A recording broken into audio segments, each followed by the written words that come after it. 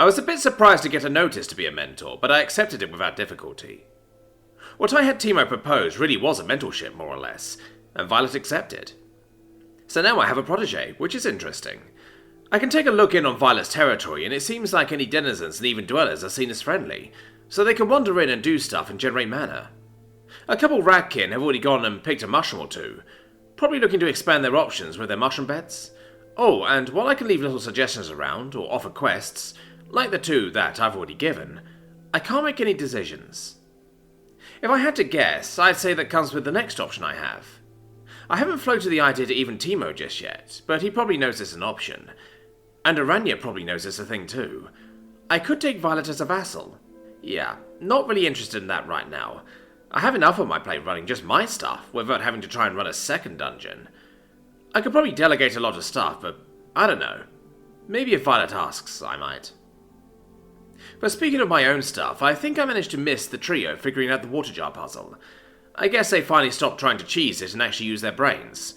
Or they just started pouring one jar into the other, and realised they'd get there if they keep doing that eventually. Either way, they're on to the final challenge, and they're doing about as well as I expected. Steady, but slow progress. I get a lot of satisfaction listening to them chattering away as they try to figure out the big complex puzzle within their own corridors, and I get a lot of mana from it too. "This lever do anything for you two? I can't see anything changing here," says Hark. His current section has a bunch of different levers, as well as a slot for something. Meander hums as she moves a peg in the wall along a track.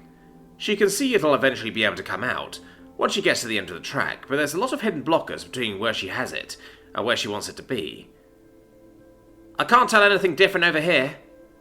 "I might have something," speaks up Gnarl. His own puzzle involving pressurized pipes and needing to get the pressure just right to get it to spray into a specific hole. "These two valves are acting different, I think." I might actually miss them when they're gone. Leo won't, but I don't blame him. I get a flash of loathing from him whenever he sees the halfling in the group, but he's a good warden and hasn't been sabotaging their efforts, which I'm glad for. He's also been busy with Jello trying to convert a mole. They managed to calm a couple down enough so they stop braining themselves trying to escape, but something in what Jello does seems to pull all the fight out of them or something. As far as I can tell, they all just want to be let go once they're out of Jello.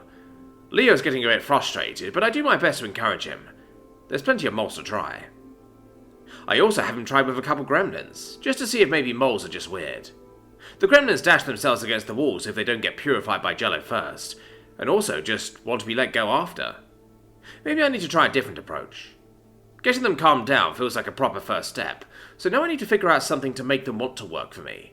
I need some incentive, but I have no idea what to offer moles or gremlins. I could try to bribe the gremlins with ore or gems or something, but that doesn't feel quite right. I don't think I need to pay any of my other denizens. Maybe a little mana? I don't know. I think I might have something to tempt the moles with, though. If they like digging, I could offer them the metal transmutation on their claws, which let them even dig through the stone. I bounce the idea off the empathic bond with Leo, and he seems to approve, which is great. Especially since Queen should be able to make bigger batches of stuff now. The lab is nicely expanded, so all she needs is something to be able to store the stuff. The ratlings have managed to make glass in the forge too. It's ugly and lumpy, but still seems to be glass. At the very least, dipping it in some of the metal transmutation doesn't change it, so it's good enough for me. I spend a bit of mana to get a couple of Rania to come help, and they get the test barrel up on some webbing. I should be able to rotate it easily as the ratlings pour the molten glass inside. They have to work in batches, but they have everything set up so that the previous section shouldn't be fully set before the next section gets poured. If they do it right, the entire inside should get a single coating of glass, I hope. They start to work and the forge fills with smoke. It's a delicate balance to keep the wood from just burning out of control without cooling it so quickly that the glass just shatters. I tell them to keep pouring water on the outside and just let the inside char. I don't want water inside because that will definitely shatter the glass. I probably should have asked Rocky to come and try to help. Come to think of it, but it's a bit too late now. It's smoky, dirty, hot, dangerous work, but it seems to be successful. I let my denizens take a break and ask Queen to inspect the barrel to make sure it's still sealed.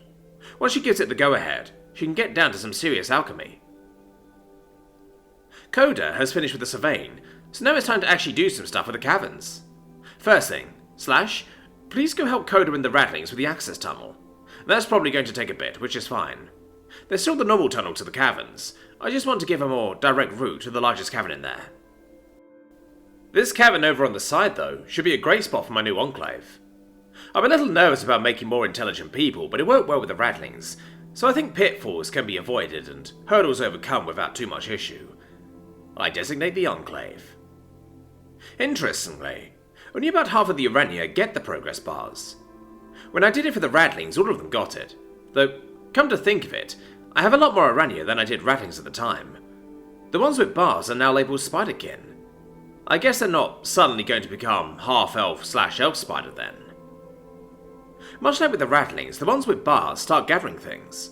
It looks like Spiderkin are going to be a bit more martial than the Ratkin, because they grab a lot of simple spears and a few picks, though they also grab a few things from my couple underground herbalism nodes.